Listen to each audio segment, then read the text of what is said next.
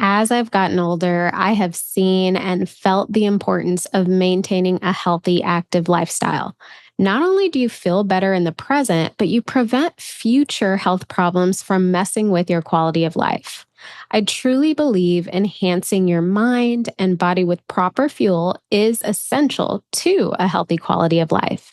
That's why I'm so excited to talk with fitness coach Michael Williams today. Michael is a certified personal trainer who specializes in women's fat loss. And while there's so much more to being healthy than getting rid of body fat, a lot of the health and physical activity benefits will result in less fat. Michael and I are talking about the importance of prioritizing health for women, building healthier habits, and staying consistent with healthy living. Hey there, I'm Rhea Reeves, and over a decade ago, I turned my life around through budgeting. I went from being an overspender deep in credit card debt to being the founder and full-time money coach of City Girl Savings. Now, I help women work towards their dream life and tap into their financial power one budget at a time. I fully believe you can live a life you love with a budget, and I'm living proof. The weekly City Girl Savings podcast focuses on the intersection of money and the City Girl lifestyle. Join me every week along with some special guests as I share my experiences, advice, and guidance on navigating life and money as an experience-loving millennial. So as I mentioned, Michael is a personal trainer with over 13 years of experience in the fitness space.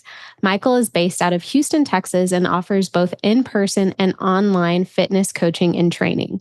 Through his online coaching, Michael focuses on building custom nutrition and training programs for a variety of clients. Hi, Michael. It is so great to connect with you. I know that we have been online friends for a long time, and it has been such a pleasure to just watch your fitness coaching journey grow to what it is today. So I gave a very brief introduction, but can you share with myself and the listeners your background and what sparked your career in fitness? All right. Well, thank you for having me on your podcast. My name is Michael Williams, Coach Mike. A lot of people call me. I'm out of Houston, Texas, North Houston, the Woodlands, Texas. And what really sparked my interest in fitness and becoming a trainer, it started with myself. I played college basketball and I ended up tearing both of my ACLs. And it was very depressing. Basketball was my life. And I gained a lot of weight because I had to stay in the bed and rest. And I said, enough is enough. And I decided to, look up workouts like basketball training. You're working on the court, not really inside the gym. I said, you know what? Let me just get a pair of dumbbells. And I started downstairs and I was just working. And I started losing a lot of weight and I started researching nutrition. And I tell you, I lost probably 25 pounds in a month. I was eating a lot of fish, a lot of broccoli, a lot of rice, sweet potatoes.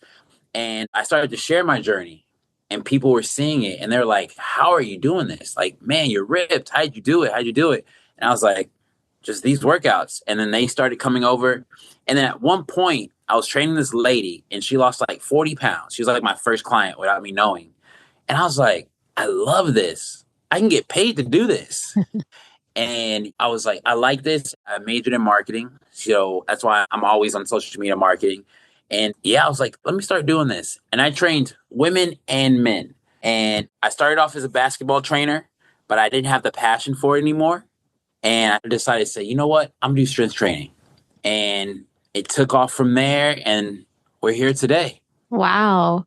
So did you have like the actual idea to get into this? Because it sounds like you were feeling a little bit upset after your injury. And although sick and tired of being sick and tired, you did something about it. But when you got yourself together mentally, did you foresee yourself doing this full time? Not at all. I thought I was going to the NBA. I was like, I'm going to the NBA. So was that your driving factor? Like, even though you were injured, were you still kind of convinced that I can improve my body and get to where I want to go? Exactly. So I always ask people like, what's your why? And my why was my mom. I wanted to pay off her house. I wanted to give her a great life. And I was like, I'm going to the league. And so, I was like working super hard. Like I didn't get tired. And that's why I ask people, what's their why? And yeah, it just basically took off from there. But I did not know I'd be doing this. If you told me, hey, you're going to be a personal trainer one day and change lives, I'd be like, nah, I'm going to the NBA. But it turned out great because that actually showed me what I'm capable of. And it gave me a great mindset and pushing past my limits and all that good stuff. So yeah, it worked out. It all worked out. Yeah, I have a similar situation. I mean, not exact. I was living in LA before my financial coaching business was even a thought in my mind, and I really didn't have intentions of starting this type of business, but I actually lost my dad unexpectedly, and so I moved back to Austin, Texas. But before I had done that, I was already kind of getting my finances in order, and moving back home, moving back in with mom, I was able to expedite a lot of the work I was doing financially. And I realized if I could do it, other women could too. And that's how my business started. So we're kind of similar in that we had some tragic situations turn into triumphant scenarios for us. So that's kind of nice. Exactly. Yeah. So I am not sure if you know this. I know we're friends online, but I actually lost my mom in 2023 to COPD, and I saw the toll that the disease took on her body. She could barely walk without losing her breath. And I was already health conscious before then, but seeing her that way really made me put health as a top priority in my life. So I would love to hear your opinion on how important healthy living is to preventing illnesses and pain in the future. For sure. As you know, I recently lost my mother. I'm Um, sorry. oh, it's okay. It's okay. We found out that she had a heart attack. And growing up, I didn't really realize how important health was. My mommy's her love language was feeding me. Mm, And when I got older, I started working out and I'm like, Mom, we can't eat like this anymore. You can get sick. We have to exercise. And she was a nurse. So she knew this. She knew exercise and nutrition was important. And so, but to answer your question though, working out and nutrition is super important, especially when you're younger. Don't wait till you're in your 70s to start. It starts now. I don't care if you're 50, it starts now. You don't have to do a lot. You can just walk, focus on moderation. I'm not saying you can't have a burger every once in a while, but focus on moderation and movement. I always tell people that. You don't have to be in the gym 7 days a week. Just focus on that. But starting now and thinking long term, it's super important. Strength training is super important, especially as you get older. We're going to get tired. I don't know about you. I'm 34 and I'm exhausted. yeah. I can only imagine being 50. I'm like, I'm not going to want to be in the gym 6, 7 days a week.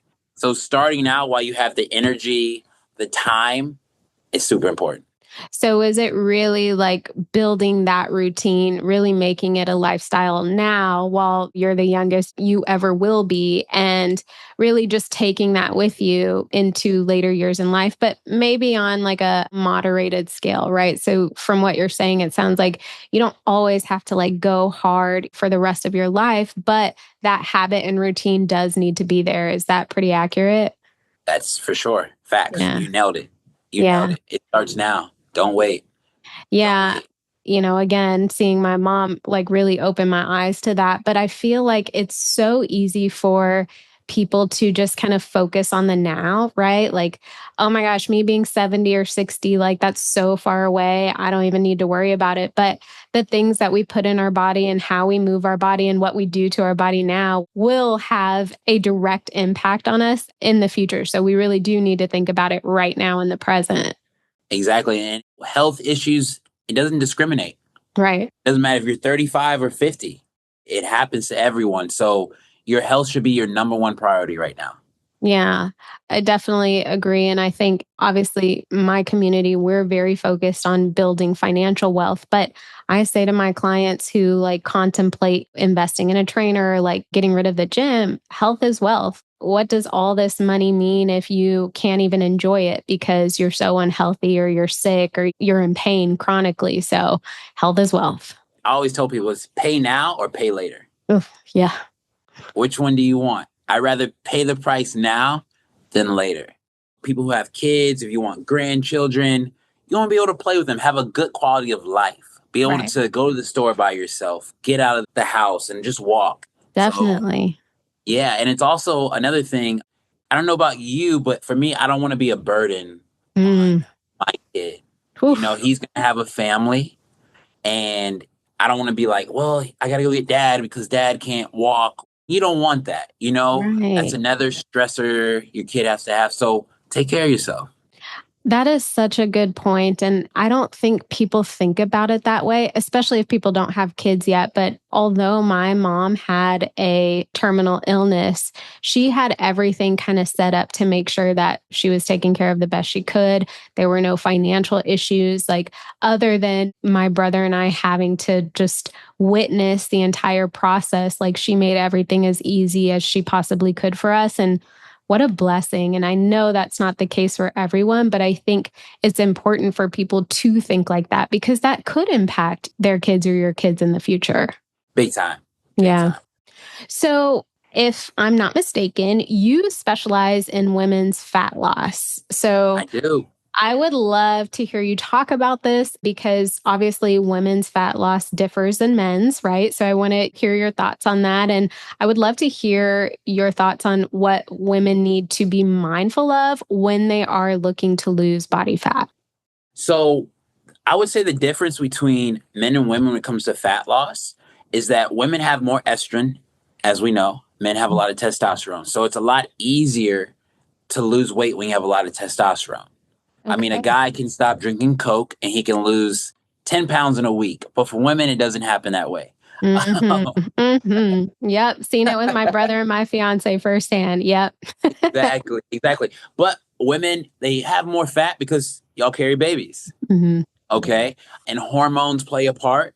So there's so many factors between men and women when it comes to weight loss. Now, a couple of things women need to focus on is protein.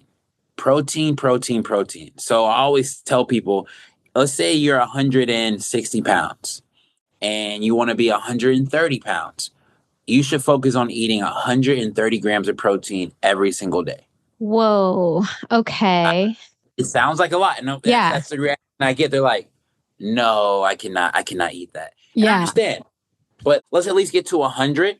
Okay. And then as you're working out and building muscle, your body's going to be like, hey, feed me. Mm, Because you have okay. to get your metabolism back. Because a lot of women eat only one, maybe 2 meals a day, Hmm. and they're hurting their metabolism. So you want to lift the weights, right? You want to focus on protein and drink a lot of water. Okay. But protein is the key to everything, fat loss. Okay. So, what are some like easy go tos for women to up their protein intake? Because it's not easy. It's not.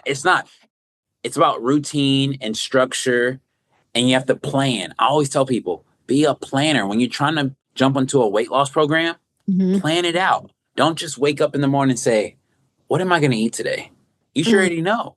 You should yeah. already have it all meal prepped. How many grams is in this container? This one, and it works out. So, go to meals, I would say protein shakes. And I like to keep it simple. You have what? Ground beef, ground turkey, chicken, steak. Those Okay. are perfect. So, don't think about, oh, does this have enough protein? Focus on those things. Okay. Yeah. And you mentioned obviously meal prepping. And then I'm assuming to confirm someone gets 130 grams of protein or 100 grams of protein, they actually have to track what they're eating. Are there any tracking apps or mechanisms you recommend for this? Yeah, you have MyFitnessPal, Macros Plus, and tracking's not for everybody because they're Yeah. like, oh, I don't want to track. But sometimes you have to know how much you're putting into your body. If you're just starting out, I would say, okay, let's try to eat 3 meals a day. Each meal needs protein, carbs, and vegetables. Okay. If you can do that, you had a successful day. Let's do that for 7 days. Then we'll start getting into the tracking. Okay. That's how I like to Okay. do it. I Yeah. like that because you ease into it, right? Me personally, we kind of talked about this. I'm a Virgo, so I'm very structured, very routine, very organized. I like tracking. So I actually use MyFitnessPal myself. And when I use it, I just feel more aware of what I'm consuming. And then when I don't use it, I feel like I probably knew I was eating things I shouldn't have eaten. And Yeah. that's why I didn't track. Gotcha. And you start to notice, like, once you track for a long period of time, you kind of know your body and how much you're eating. You're like, yeah, that's enough. Yeah. And that's the best thing. Knowing your body and how much to eat is the best because you're not overeating, you're not undereating. So this is interesting because, obviously there's so much diet advice out there. One that I kind of hear a lot is as long as your calories in aren't more than your calories out, you'll lose weight. Do you agree with that? And is that maybe a easy go-to that people can follow for consuming foods? For sure, you definitely have to be in a calorie deficit to lose weight. I like to put people at a maintenance, Hmm. where you're not low in calories, you're not over, you're right in the middle. But to answer your question, to lose weight, you must be in a caloric deficit. Okay. Okay. Okay. Does that make sense? That makes sense. So how would someone know if they're in a caloric deficit? I guess they would have to track, right? They would have to track. That's it. Mhm. Yeah. They would have to track. So, how I do with my clients, I like you to track for 2 weeks. Eat how you normally eat. Don't try to go all healthy since now we're training. Track your food for 2 weeks. Let's look at it. Okay. You eat 1,800 calories right now and nothing has happened. Let's drop your calories to 1,700, real small, nothing crazy. And then watch how the weight just starts falling off little by little. One Okay. pound a week, 1 pound a week.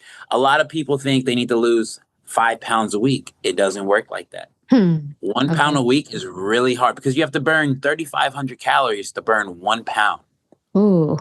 And think Okay. about that. A lot of people have Apple Watches. And when you look at your Apple Watch after a workout, you're like, wow, I burned 400 calories. Yep. Think about it. You have to burn 3,500 calories to lose 1 pound. So it's going to take some time. Yeah. Exactly. Yeah. So that's why I tell people to walk, walk, walk. Even if you lift, go on a little night walk after you eat and burn 100 calories. It's all going to add up in that week.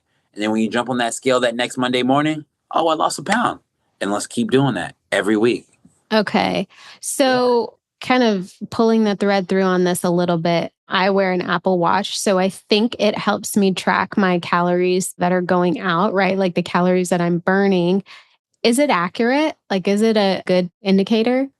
It's close, but it's not super accurate. And that's a big debate right now. It depends because, someone can be going hard and like, wow, coach, I burned 2,000 calories. And I'm like, there's no way. There's Yeah. no way. I mean, you'd have to run marathon runners. I run a lot of marathons and I'll burn maybe 1,800 calories in a marathon. So if you tell me in this 1 hour workout that you burned 1,500 calories, no way. But Apple Watches are a good indicator. If I put your meal plan, I want you to eat 1,800 calories and you burned 500 calories in a workout. I mean, you're kind of in a deficit now. Okay.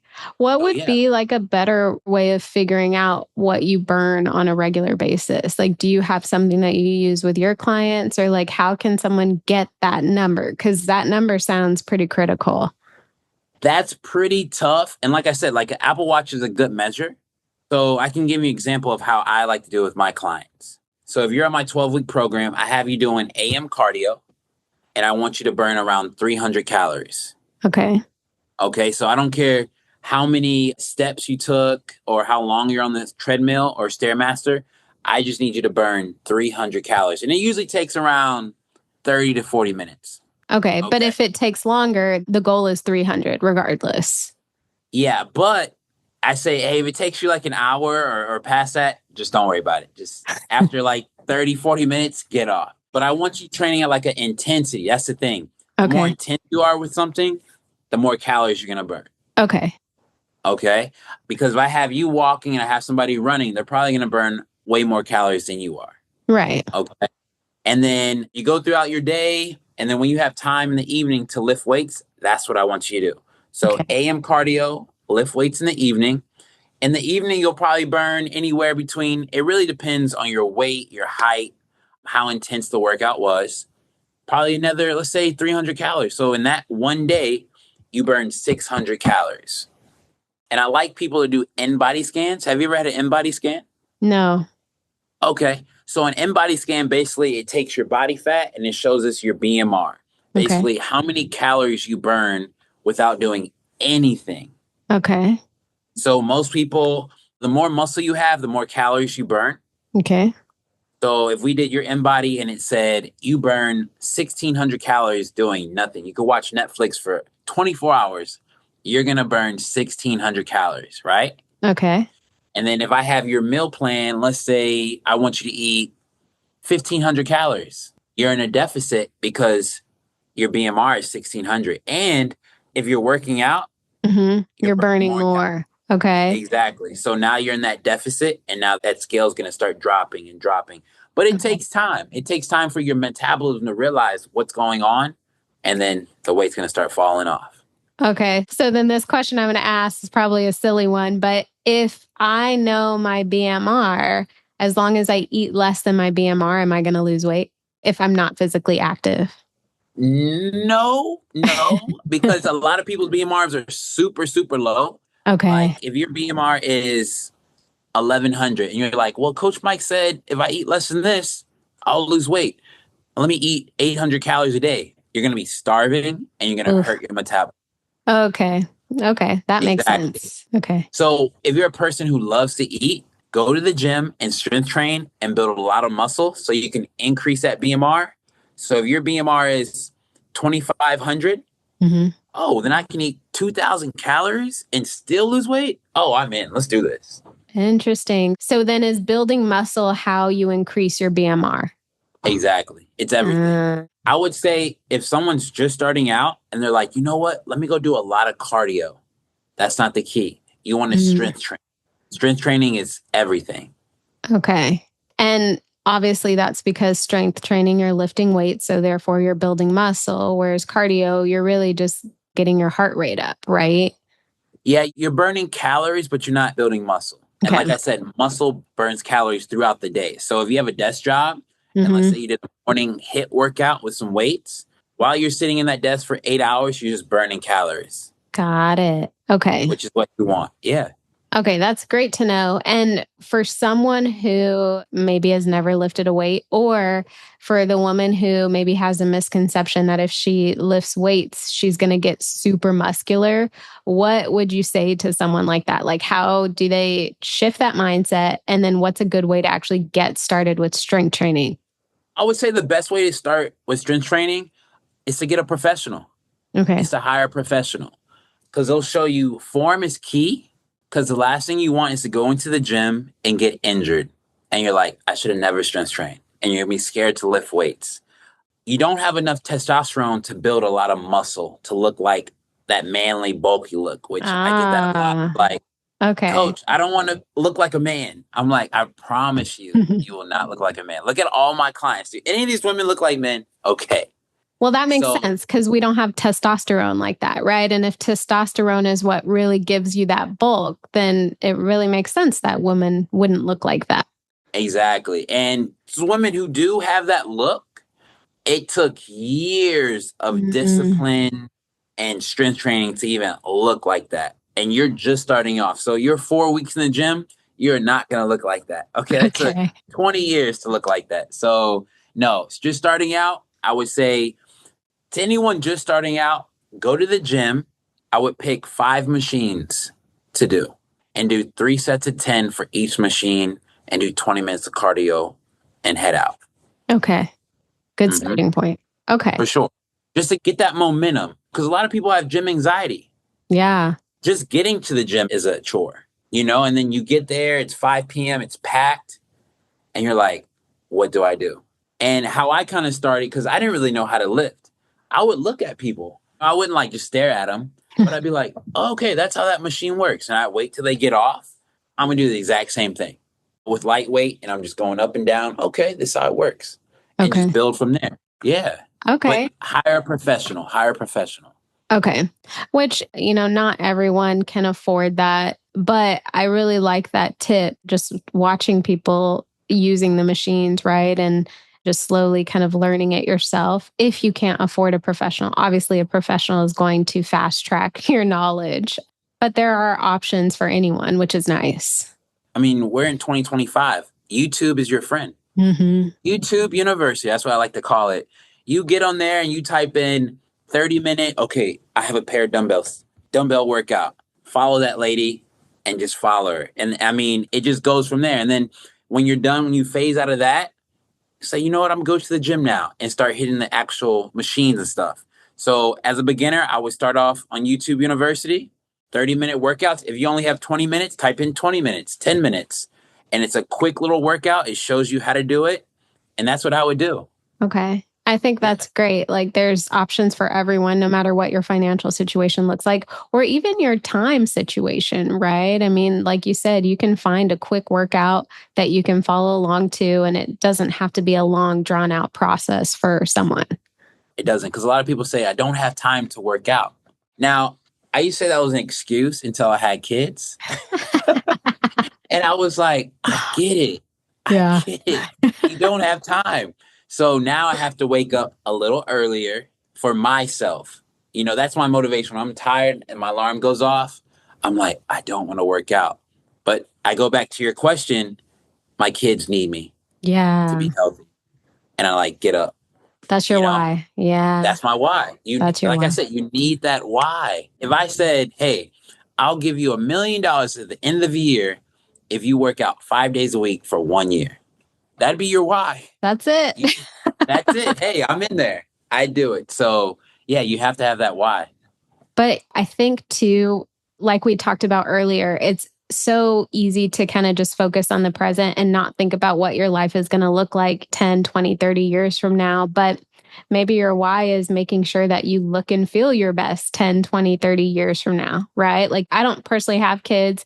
I don't know if that will change, but like for me, I want to make sure that when I am in my older years, I'm not struggling and I'm not in pain and I'm not able to not travel and do the things that I want to do. So for me, that's my why right now.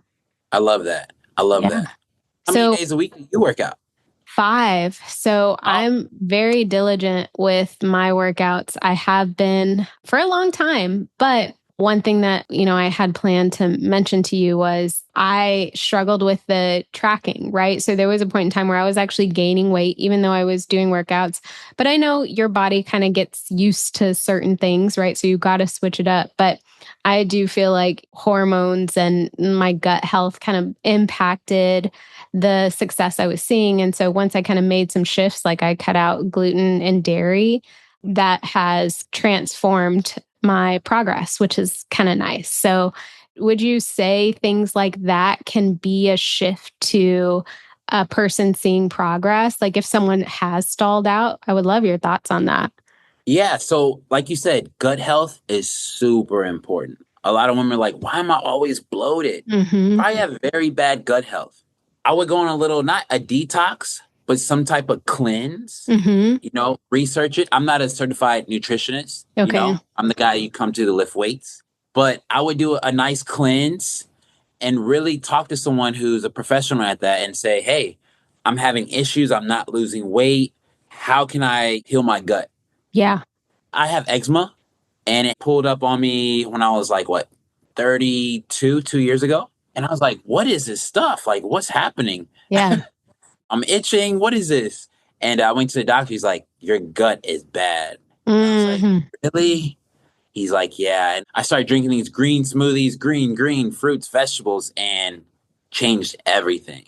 But as far as women, a lot of my clients, they come to me and they're like, hey, I've been working out for 2 years. I'm not losing weight. I don't even look like I work out, but I promise you, I work out 5 days a week. And later they find out they have like some type of hormone issue. Like PCOS. Yeah. PCOS is a real thing. A lot of women have it. They know it. But I would suggest if you have PCOS, don't do any type of HIIT training or a lot of cardio. Interesting. Like that hurts it. And you'll start gaining weight and it goes up and up. Wow. Like I said, strength training is your best friend. No matter what your situation. No matter what. Okay. No matter what. And you don't have to lift the entire gym. Right. You don't have to do that. I tell everyone, just focus on getting stronger every single month. Yeah. Every single month. It's not about what that scale says. It's about getting stronger. Yeah. And if you take care of that, the scale will drop. I promise you. Are you loving this episode so far? Well, the money and life level up conversations never end in the City Girl Savings community. Visit citygirlsavings.com for instant access to resources that help you budget, level up your money mindset, and so much more. And make sure you stay up to date with CGS by following us on Instagram, TikTok, and YouTube, all at City Girl Savings. I want to ask you something about the scale, so don't let me forget, but I want to quickly go back to gut health because you mentioned if a person is bloated or like something seems off, they should see someone. And I 1000% agree. That's what I did when I noticed that like my weight was staying the same or actually I was gaining weight. So I actually went to see a naturopathic doctor, and that's where my gut health journey really began. And it was totally game changing. So if anyone listening to this is constantly bloated or like just things feel off with your stomach or you're working out and you're not losing weight, go see a naturopathic doctor, go see someone about your gut health because it's game changing. Facts. I definitely agree with that. And with you saying your eczema, gut health has so many different impacts, and it doesn't even have to be specific to weight. It's just pretty intense if you think about it. And it shows you like the power of food. Yes. How powerful food is. Like we're thinking, I can eat this, I'll be fine, but it all adds up. Yeah. It adds up. And then you realize like, oh, what's going on? Yeah. Yeah. Food is so important. So important. What you put into your body, it's a real thing. And going back to the scale, so correct me if I'm wrong, but if you are strength training, you might be burning fat, right? But the scale might not be moving. So is the scale really an accurate indicator of your progress, or do you have a better idea for someone to gauge if they're progressing? I always tell people the scale is a liar. Okay. Scale is a liar because you could be holding on to a lot of water weight, and muscle weighs more than fat. Okay. So if you've been training for 4 weeks straight, being consistent, eating right, getting your cardio, lifting weights, and you're like, why am I up in weight? I'm doing everything right. It's very discouraging too.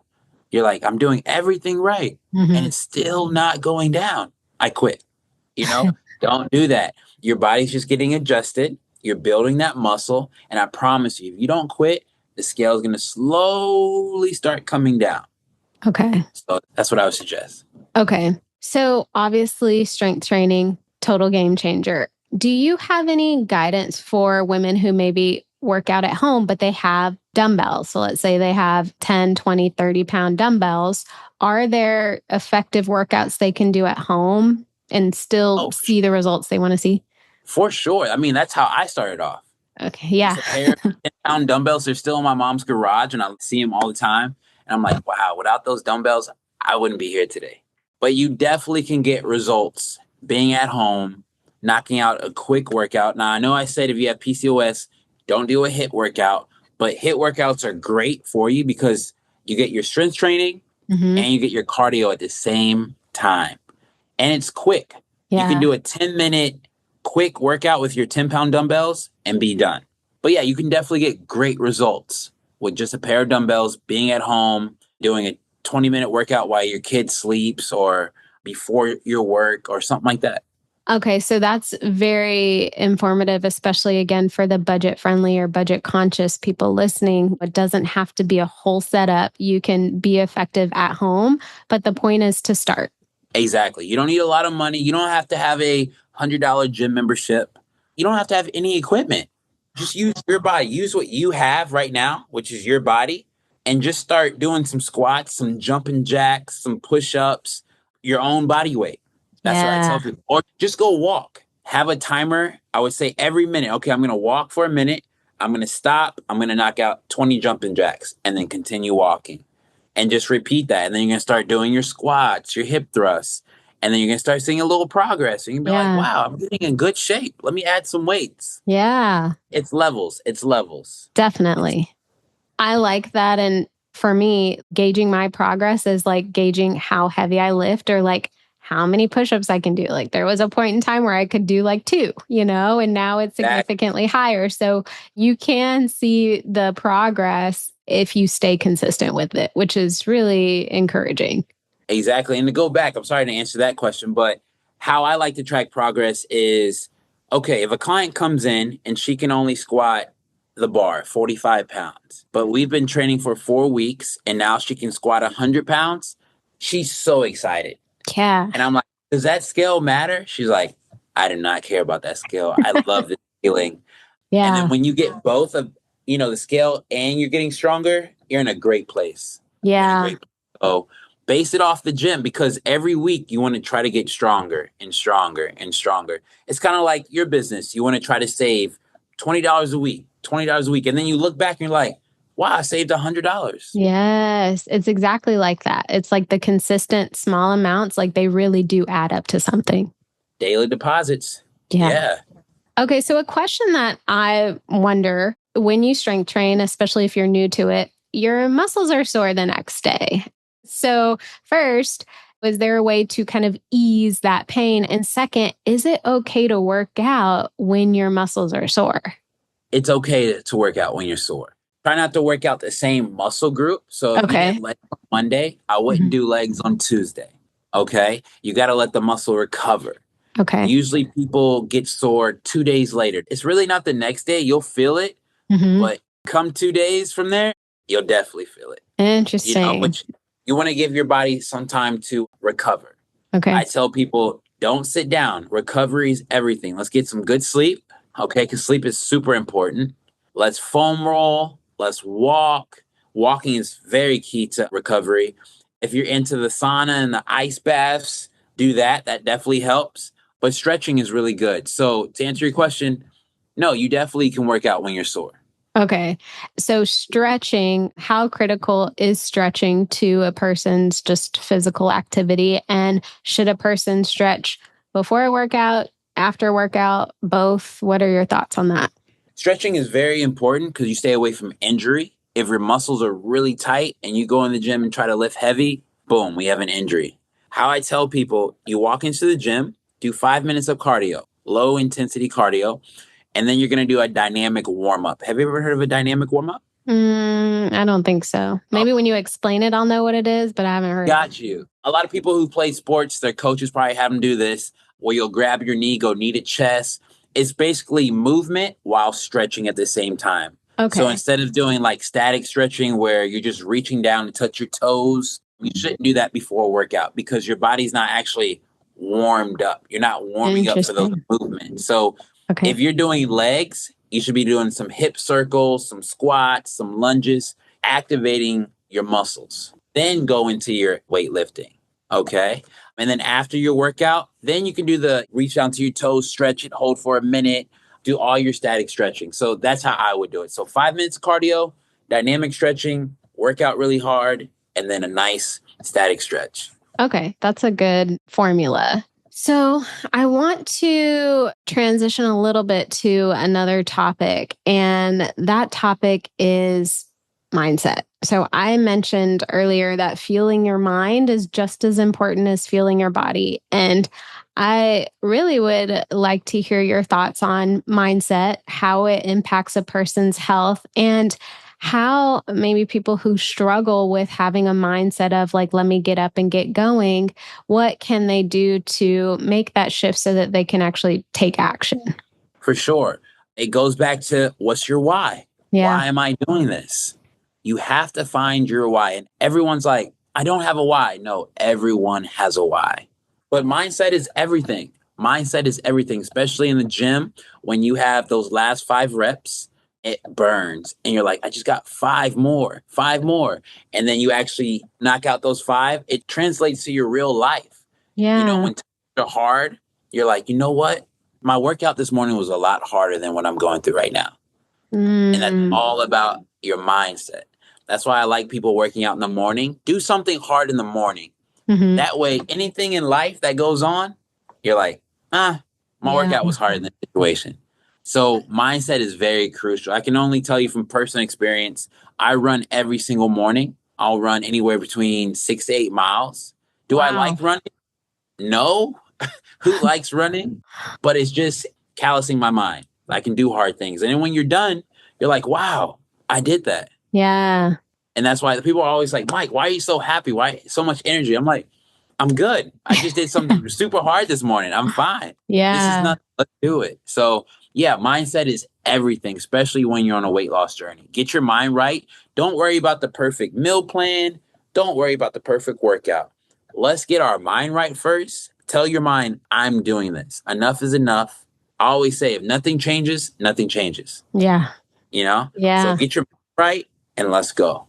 I love that. And I really like the correlation between resiliency, right? Like actually showing yourself you're capable of doing hard things in your workout really does translate into your life because we all go through hard things. But if you know that you're capable of physically getting through a tough workout or heavy lifting or whatnot, it really does help you feel like you can kind of conquer anything that is thrown your way. Like if it doesn't kill you, it makes you stronger. Exactly. Literally. Yes. I Yeah. love that. That's really good. And I feel like you're a testament to that too, especially hearing your story about your injury. And I mean, you could have easily let that just sink you, right? That could have just totally killed your mindset and you could have done something totally different, but you didn't, right? You chose to kind of get up and get going and figure it out, even though your rationale for why back then you didn't really know what you were doing it for Yeah. because of where you are now. But I mean, I think that anyone listening to this should learn something from that or take something from that. Like you can choose to give in and give up, or you can choose to get going, and who knows where it will lead you. You never know. You'll look Yeah. back and then hopefully your story inspires someone because I hear a lot of people on social media, they're like, no one's coming to save you. Ah, it's so true. No one's coming to save you. It's all Yeah. on you. It's your body. You decide if you want to exercise. You decide if you want to eat right. It's all on you. It's something you can actually control. That's the Yeah. one thing you can control. Can I exercise? Can I eat right? Yes. Okay, let's do it. Anything else? It's out of my control. Whatever happens, happens. But I know that I can go on a 10-minute walk. I know that I can meal prep and eat healthy. That's so true. And you know what? That control really does translate into other areas too. Like, same with spending. I have the kind of same mentality with my clients, right? Like, you can control if you swipe your debit card, you can control if you're scrolling on Amazon, right? So, focus on what you can control and you'll see the results of those actions. Exactly. I love Yeah. it. Yeah. And it's really interesting too, because a lot of the clients I work with, while their focus is getting their finances in order, it really does trickle into other areas of their life. You know, once their finances are kind of getting in shape, so to speak, they focus on their body and their physical health or their careers or their business, right? So it's like a ripple effect. When you improve one area of your life, other areas benefit from it. Exactly. So you're healthy and wealthy.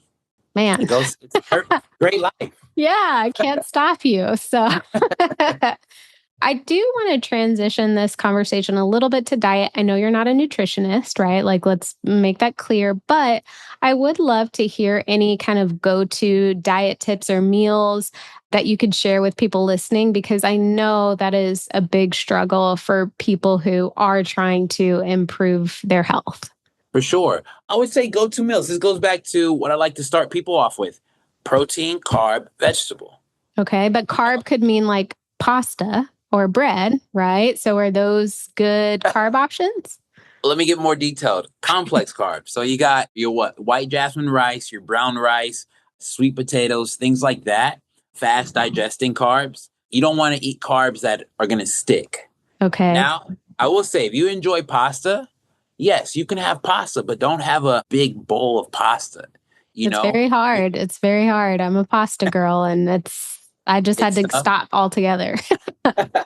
Well, make sure you eat all your protein before you start eating all the noodles. Okay. Because if you eat all that protein, you'll probably get a little full and you're like, I can't eat anymore. So that's why I tell Mm, people eat that protein first. Let's get that in. And okay. then if you're still hungry, okay, let's eat a little bit of carbs. Okay. But don't eat all your carbs and then you have all this chicken left over.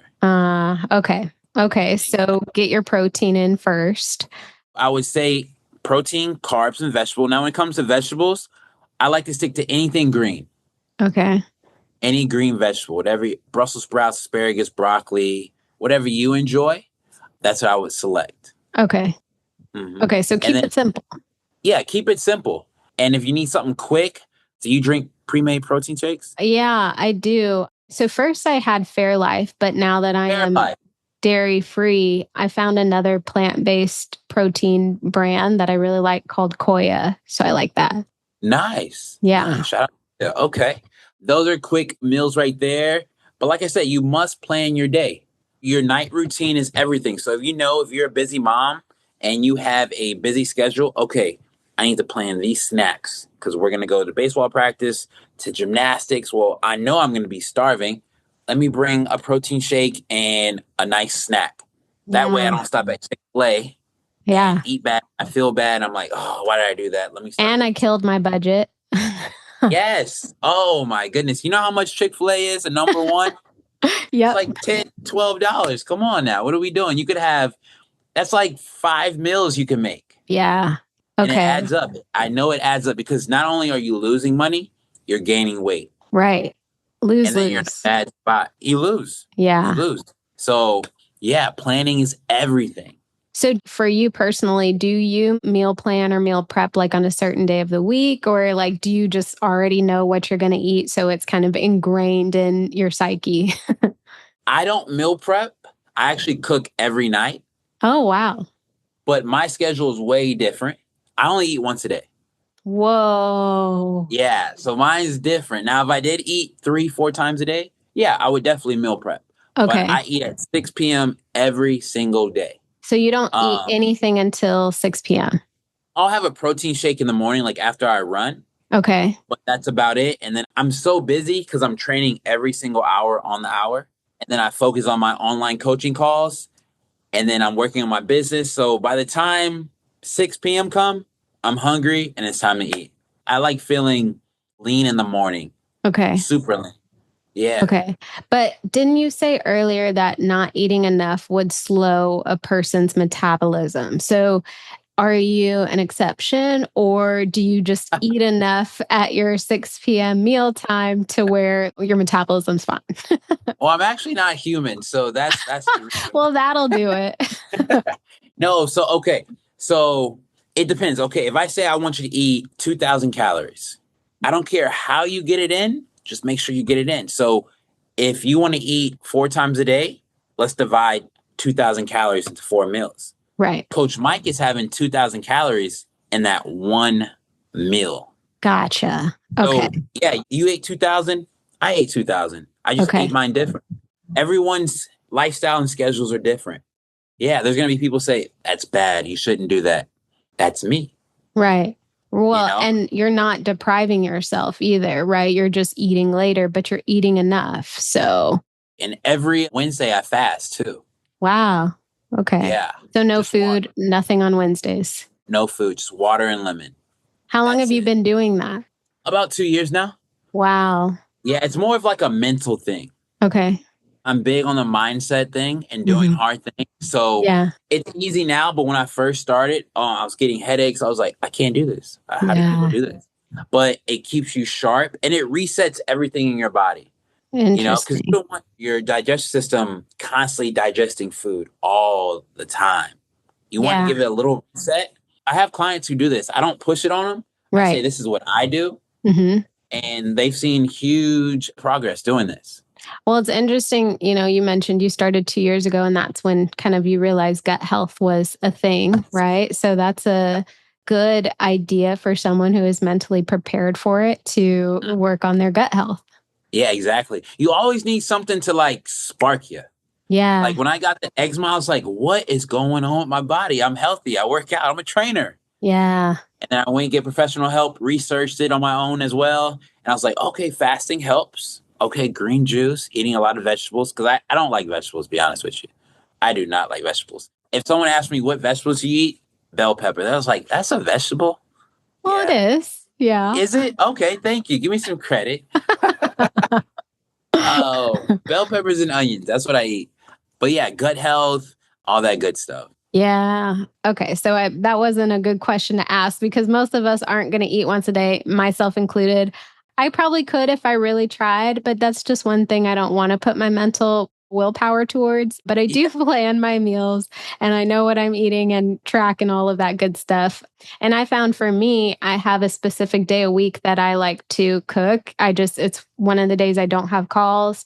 So I'm not a huge fan of cooking. So like giving myself that time makes a difference. And then closer to the end of the week, I might order a meal that has like the protein and the vegetables, and then that'll last me for the rest of the week. So that's kind of been my strategy, and it's been good. Nice. But you also planned it. Yes, exactly. Exactly. Yes. Everything is structured and planned. Yes, exactly. I know exactly what I'll be eating, and I kind of have a rotation of different foods that get me what I need to have nutrition wise and make sure they kind of follow that gluten, dairy free requirement for me personally. Exactly. And also plan, I know we're talking about eating healthy, but plan your cheat meal. Yeah, I was going to If ask you about that. you and your fiance want a date night, hey, where are we going? On Friday nights, we have date night. And Yeah. we just choose a restaurant or somewhere to eat. So plan your cheat meals as well. Don't have too many cheat meals. Maybe one or two a week. It's not going to kill you. But I would definitely plan your cheat meals. I think that's good advice. I was actually going to ask you about that because there are listeners who have a sweet tooth and they don't want to get rid of that, which I totally understand. So you're recommending 1 to 2 cheat meals a week, right? So not a day, but an actual week. Yeah. That's a good sweet spot. Do it in moderation. Don't go crazy where you're like, oh my God, I've been eating healthy. Now I need all this food. Yeah. No, because you're going to feel like crap afterwards. You'll be like, I just ruined all my progress. Ugh, and that's the worst feeling. Exactly. And you're like, well, I'll start back Monday. I'll try again. And Monday after Monday after Monday. So plan it out. I've had clients who actually look at the menu and they're like, Coach Mike, what do you think? I'm like, have this. Switch out this. Instead of French fries, get a sweet potato. Okay. Or a lot of my clients like Mexican food and Texas Roadhouse. That is like the go-to down here. Texas Roadhouse? Texas Roadhouse. Have you been there? Yeah, I have. Oh, yeah. So the rolls. Oh my gosh. Yeah. Stay away from those. Yes. Exactly. So usually at a Mexican restaurant or Texas Roadhouse, they bring out the chips and the rolls first. Yeah. And people usually get full off those two things. Right. So I say either don't eat it and have your actual meal or have it in moderation. Have one roll and wait for your food to come out. Okay. Or have a handful of chips and call it a day. Okay. I mean, I like your rule of thumb, protein first, right? Like maybe you indulge in your roll, but after you've had your protein, right? So you're not satiated while you're eating these rolls. And once you have one, it's kind of hard to say no to 2. Exactly. Well, Mike, this has been very informative. I would love if you could talk about your fitness coaching, your online program, and like what you offer, especially if someone listening is interested, because I know you do virtual, right? So could you kind of walk us through what your program looks like? Okay. Well, I will say it was about 4 years ago, we realized that we have women all over the United States in our program. Wow. So if you're in California, if you're in New York, we have women everywhere.